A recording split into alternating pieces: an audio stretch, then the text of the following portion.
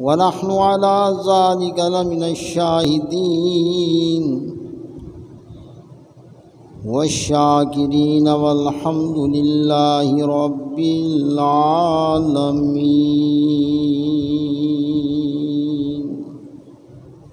قال الله تبارك وتعالى في شان حبيبه مخبرا وآمرا: إن الله وملائكته يصلون على النبي يا أيها الذين آمنوا صلوا عليه وسلموا تسليما. الصلاة والسلام عليك يا رسول الله، الصلاة والسلام عليك يا نبي الله، وعلى آلك وأصحابك يا حبيب الله. الصلاة والسلام عليك يا إمام المتقين، يا رحمة للعالمين، وعلى آلك وأصحابك يا حبيب الله. الصلاة والسلام عليك يا شفيع المذنبين، يا رحمة للعالمين، وعلى آلك وأصحابك يا حبيب الله.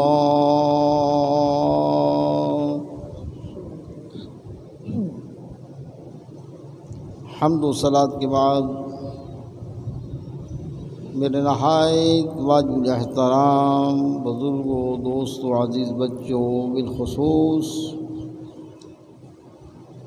صوفی باصفا محترم المقام، محترمی معظمی محتشمی جناب صوفی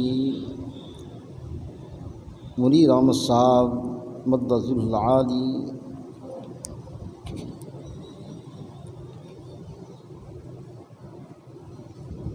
کلام مجید فرقان حمید میں اللہ تعالیٰ نے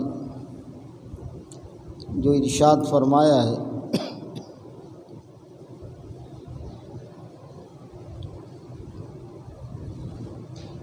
اس میں نبی پاک صلی اللہ علیہ وسلم کی شان حاضر و ناظر کو بیان فرمائے گئے۔ اللہ تعالیٰ نے ارشاد فرمایا: ما کان اللہ لیعذبہم وانت فیہم۔ ان کافروں کو جو ہے اللہ کے شان کے لائق نہیں کہ وہ عذاب دے اور آپ ان میں موجود ہوں، کہ جب تک آپ ان میں موجود ہیں کافروں میں، جس طرح کہ پہلی قومیں کفار کی انبیاء کو نہیں مانتی تھیں، انکار کرتی تھیں، اللہ کا حکم نہیں مانتی تھیں، وہ سارے کے ساری قومیں، وہ سارے کے سارے علاقے تہ و بالا کر دیے، ان پر عذاب نازل ہوا، کبھی پتھروں کی شکل میں، کبھی ہوا کی شکل میں، کبھی اس پوری علاقے اور بستی کو آسمانوں کے پاس لے جا کر اس کو اڑ دیا گیا اور تباہ و برباد کر دیا گیا۔ محبوب آپ ان میں موجود ہیں، اس وجہ سے اللہ تعالیٰ ان کو کافروں کو عذاب نہیں دے گا، دنیا کے اندر عذاب ان کو نہیں ہوگا، کہ ایسا عذاب جس سے وہ پوری کی پوری قومیں جو ہیں وہ تباہ ہو جائیں۔ اور یہ کس وجہ سے کہ نبی پاک صلی اللہ علیہ وآلہ وسلم ان میں موجود ہیں۔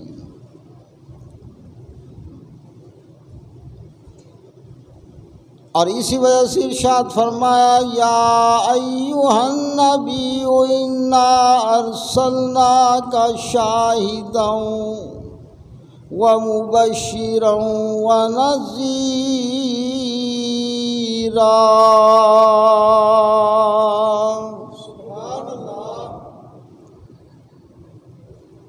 عین غیب کی خبریں بتانے والی ذات، ہم نے آپ کو حاضر و ناظر بنا کر بھیجا۔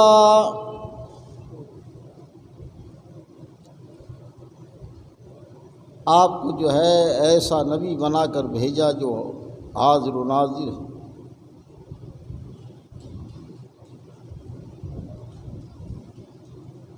اب شاہد کا معنی حاضر و ناظر۔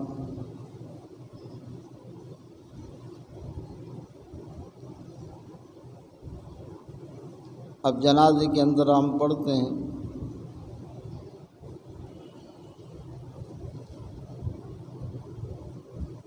کہ اللہ ہمارے شاہد کو بھی بخش دے، یعنی جو حاضر ہیں ان کو بھی بخش دے، اور جو غائب ہیں ان کو بھی بخش دے۔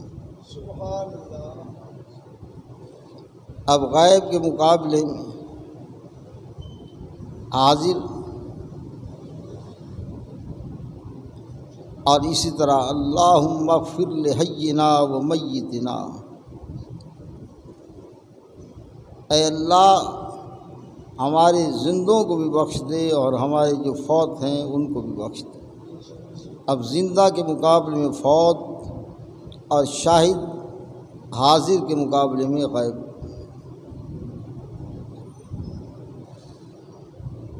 تو شاہد کہتے ہیں حاضر و ناظر،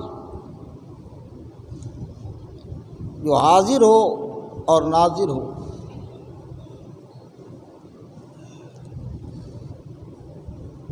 اور نبی پاک صلی اللہ علیہ وسلم، اہل سنت کا یہ عقیدہ ہے کہ نبی پاک صلی اللہ علیہ وسلم اپنے گنبد خضرا میں تشریف فرما ہیں اور پوری کائنات کو اپنے ہاتھ کی ہتھیلی کے مانند دیکھ رہے ہیں۔ سبحان اللہ۔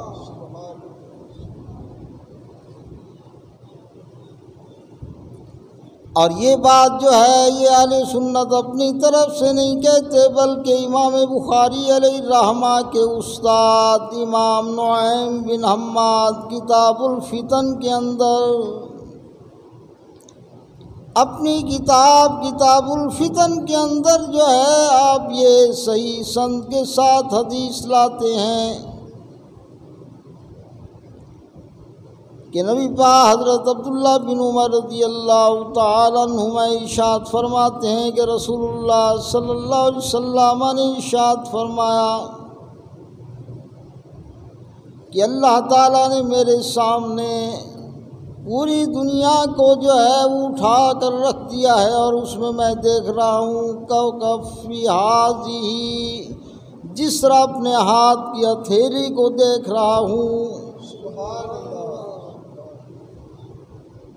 یہ بات ہو سکتی تھی کہ شاید یہ دیکھنا آپ کی ظاہری حیات تک ہو۔ سرکار نے اس بات غیب دان نبی نے صلی اللہ علیہ وسلم، آپ نے اس بات کے دروازہ بھی وہم کا بند کر دیا۔ آپ نے ارشاد فرمایا کہ میں اپنے ہاتھ کی ہتھیلی کو پوری دنیا کو اس طرح دیکھ رہا ہوں، الی یوم القیامہ، قیامت تک دیکھ رہا ہوں۔ قیامت تک جو ہے یہ ظاہری زندگی سے تعلق نہیں ہے۔ اب نبی پاک صلی اللہ علیہ وسلم چاہیں تو اپنے روضہ اقدس سے جہاں بھی تشریف لے جائیں، جہاں بھی آپ حاضر و ناظر ہو جائیں۔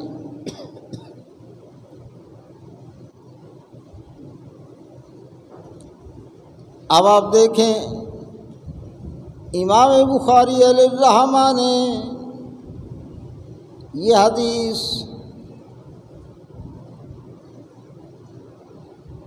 اپنی صحیح البخاری شریف کے اندر بیان کی ہے کہ نبی پاک صلی اللہ علیہ وسلم نے فرمایا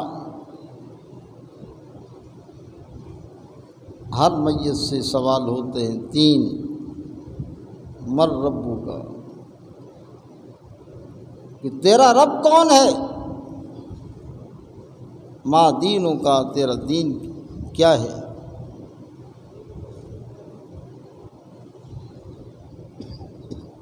آخری سوال ہوتا ہے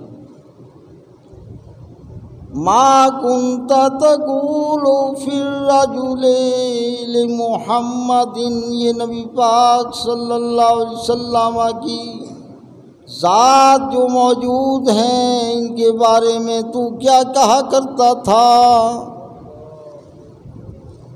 ما کنت تقول، کیا کہا کرتا تھا، دنیا میں کیا کہتا تھا، کیا عقیدہ رکھتا تھا ان کے بارے میں؟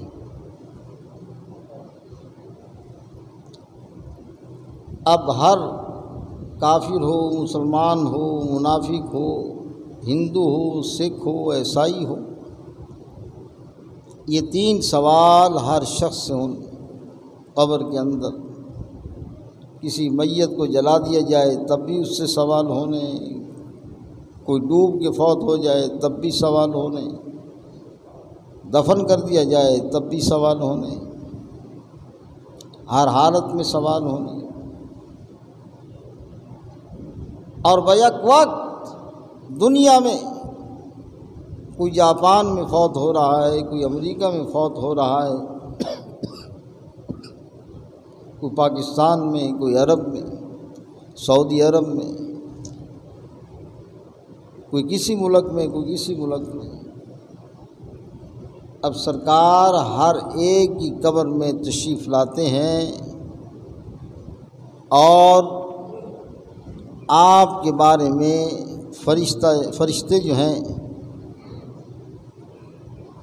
وہ یہ سوال کرتے ہیں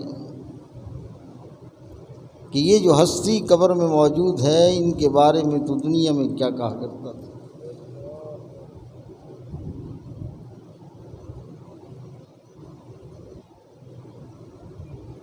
پاکستان بننے سے پہلے وہابیوں کے ایک مولوی ثناء اللہ امرتسری اور دوسرے مولوی عبداللہ روپڑی، ان دونوں کے درمیان اس بات پر تحریری مناظرہ ہوا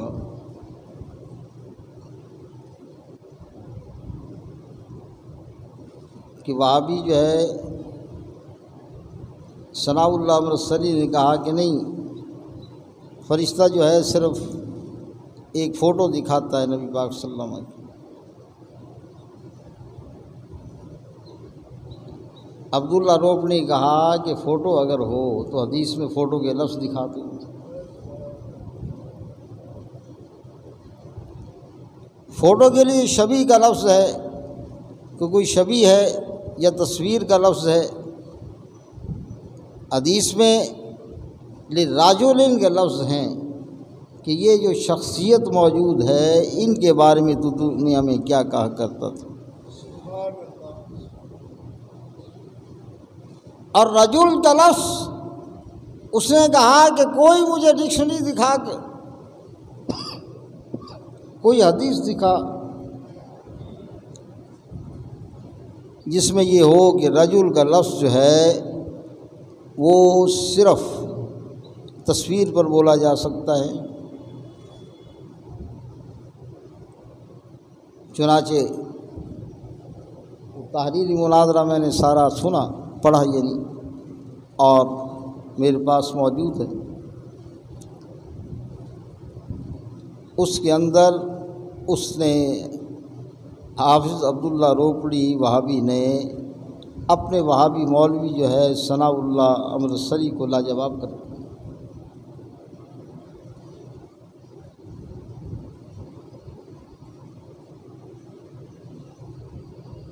تو یہ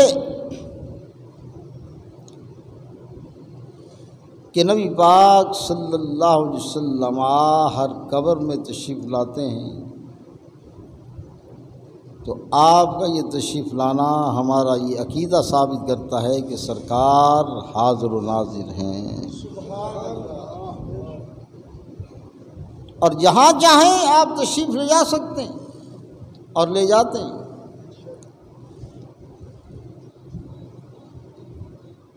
وہابی دیوبندیوں کے بڑے امام جن کو وہابی مانتے ہیں، شاہ ولی اللہ محدث دہلوی، شاہ ولی اللہ محدث دہلوی رحمۃ اللہ علیہ، آپ جو ہے اپنی کتاب انفاس العارفین کے اندر تحریر فرماتے ہیں کہ میرے والد محترم جو ہیں شاہ عبد الرحیم رحمۃ اللہ علیہ بیمار پڑ گئے، طویل علالت ہو گئی، حکیموں نے کہہ دیا، اطباء نے کہہ دیا کہ اب آپ کے بچنے کے چانس نہیں ہے۔ فرمانے لگے میرے والد محترم نے نبی پاک صلی اللہ علیہ وسلم کی طرف توجہ کی، اور یہ دل کے اندر حسرت کی کہ کاش کہ سرکار کے بال میرے پاس ہوتے تو میں اس سے شفا حاصل کرتا۔ کہتے اتنا سوچنا ہی تھا، میرے والد صاحب کے پاس ایک بزرگ آئے، انہوں نے کہا کہ نبی پاک صلی اللہ علیہ وسلم اس دروازے سے تشریف لانے والے ہیں، تمہارے پاؤں اس طرف ہیں، تم جو ہے چارپائی کو اپنے پاؤں کو الگ دوسری طرف کرو۔ شاہ ولی اللہ محدث دہلوی رحمۃ اللہ علیہ فرماتے ہیں کہ میرے باپ میں بولنے کی سکت نہیں تھی کہ وہ بات کر لیتے، ہاتھ کے اشارے سے انہوں نے حاضرین کو کہا کہ میرے پاؤں جو ہیں وہ اس طرف کر دیے جائیں، چارپائی اٹھا کر جو ہے انہوں نے دوسری طرف کر دیے۔ یک یک سرکار دو عالم صلی اللہ علیہ وسلم کی تشریف آوری ہے۔ نبی پاک صلی اللہ علیہ وسلم نے میرے باپ کا سر جو ہے اپنی گود میں رکھ لیا، اور آپ کی داڑھی مبارک میرے باپ کے سر پر لگ رہی تھی۔ میرے باپ کے دل میں خواہش پیدا ہوئی کہ سرکار اپنے دو بال ہی عطا فرماتے۔ اتنا میں نے سوچا ہی تھا، نبی پاک صلی اللہ علیہ وسلم نے اپنے دونوں ہاتھ مبارک اپنی داڑھی پر پھیرے اور دو بال جو ہے مجھے عنایت فرمائے۔ سبحان اللہ، نعرہ تکبیر، نعرہ رسالت، نعرہ رسالت، نعرہ تحقیق، نعرہ حیدری۔ فرماتے ہیں وہ دو بال وہ بال جو سرکار نے عطا فرمائے وہ سرکار نے میرے سرانے کے نیچے رکھ دیے۔ اب میں جو ہے سرکار نے میری درازی عمر کے لیے دعا فرمائی، اب میں اٹھ کے بیٹھ گیا اور فوراً کہا کہ جناب دیا لاؤ۔ دیا لایا گیا اور میں ان بالوں کو ڈھونڈتا رہا، لیکن وہ دو بال مجھے نہیں ملے۔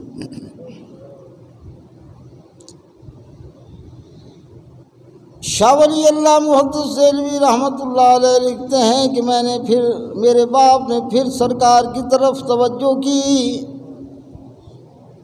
توجہ کرنا ہی تھا کہ نبی پاک صلی اللہ علیہ وسلم آپ تشریف لایا، آپ نے کہا اے میرے بیٹے وہ بال میں نے احتیاطاً تیرے سرہانے کے نیچے رکھ دیے تھے۔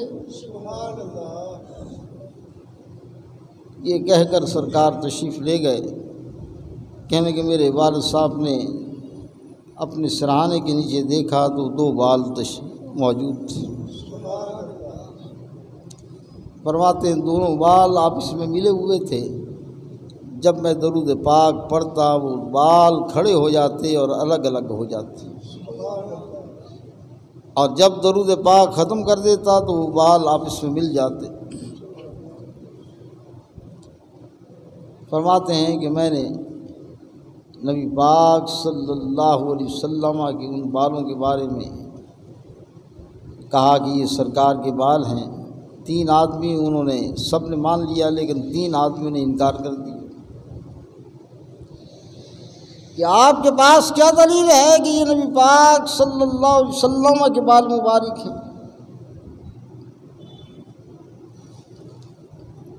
شاہ عبد الرحیم رحمۃ اللہ علیہ فرماتے ہیں کہ میں نے جو ہے وہ دونوں بال مبارکہ جو ہے وہ سخت دھوپ نکلی ہوئی تھی، کوئی بادل نہیں تھا، میں دھوپ میں لے آیا، یکدم دھوپ میں لایا تو بادل جو ہے اس پر سایہ کرنے کے لیے فوری آ گئے۔ فرماتے ہیں کہ ایک شخص جو ہے وہ مان گیا، لیکن دو نہ مانے۔ اس نے کہا، دو آدمیوں نے کہا ہو سکتا ہے اتفاق ہو۔ کہنے لگے میں پھر کمرے کے اندر لے گیا اور میں نے پوچھا کہ بادل ہے کوئی؟ ان کا نہیں۔ اب پھر جو ہے میں لایا باہر تو پھر بادل آ گئے۔ فرماتے ہیں کہ دوسرا بھی مان گیا، لیکن تیسرا جو ہے وہ کہنے لگا کہ شاید دوسری مرتبہ اتفاق ہو گیا۔ فرماتے ہیں کہ میں تیسری مرتبہ لایا دھوپ میں بالوں مبارکوں کو، فوراً سایہ جو ہے وہ بادل نے سایہ کر دیا۔ تیسرا بھی مان گیا کہ واقعہ ہی تن یہ نبی پاک صلی اللہ علیہ وسلم کے بال مبارک ہیں۔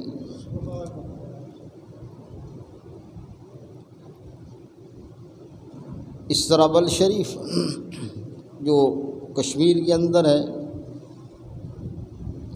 بل شریف بل کہتے ہیں کشمیری زبان میں بال مبارک ہو، کہ وہاں پر جو ہے نبی پاک صلی اللہ علیہ وسلم کے بال مبارک ہو، اس وجہ سے اس کو بل شریف کہتے ہیں۔ پاکستان بننے سے پہلے وہاں کسی نے وہ بال مبارک جو ہے چرا لیے، تو وہاں پر جو ہے کشمیری مسلمانوں نے، ہندوستان کے مسلمانوں نے مظاہرے کیے، آخر وہ آدمی پکڑا گیا اور بال مبارک جو ہے اس سے برآمد ہو گئے۔ اب لوگ بیٹھ گئے، کہنے لگے کہ اب یہ کس طرح پتہ چلے کہ یہ اصلی بال ہیں یا نقلی بال ہیں؟ اس وقت کے علماء کرام جو ہیں بیٹھے، انہوں نے کہا نبی پاک صلی اللہ علیہ وسلم کے بالوں مبارکوں کی خاصیت یہ ہے کہ اگر آگ میں ڈالے جائیں آگ انہیں جلائے گی نہیں۔ تم اس طرح کرو، ایک لوہا جو ہے گرم کرو، سخت قسم کا گرم کرو، اور بال اس کے اوپر رکھتے ہیں، اگر بال جل گئے تو وہ اصلی نہیں ہے، اگر بال موجود رہے تو پھر جو ہے نہ جلے تو پھر یہ اصلی۔ چنانچہ بالوں مبارکوں کو جو ہے اس سرخ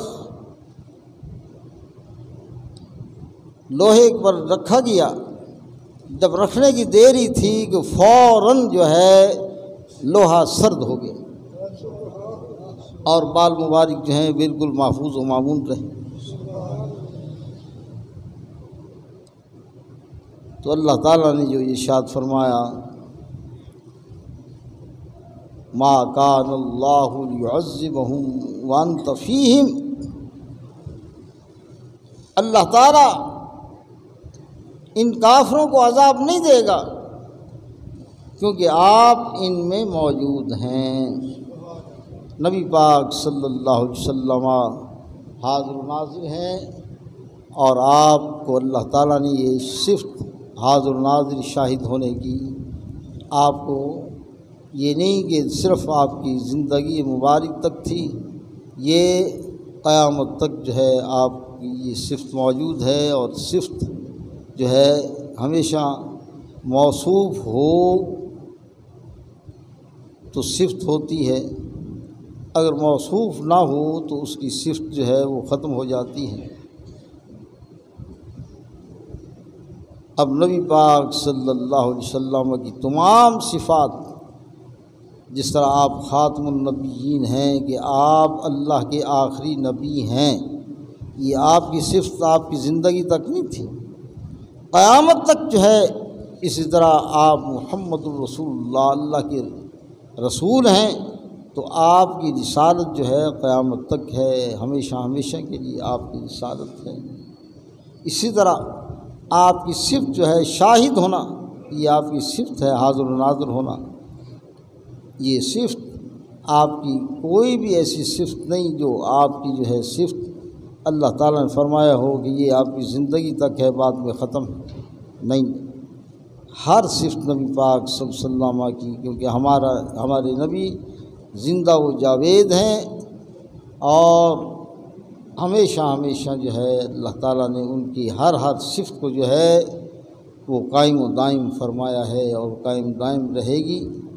اللہ تعالیٰ سے دعا ہے کہ اللہ تعالیٰ ہمیں ہمارے دلوں میں عشق مصطفیٰ علیہ التحیت والثناء کی شمع کو فروزہ فرمائے۔ وآخر دعوانا الحمدللہ رب العالمین۔ سنت ادا فرمائے۔ ومن يضلل فلا هادي له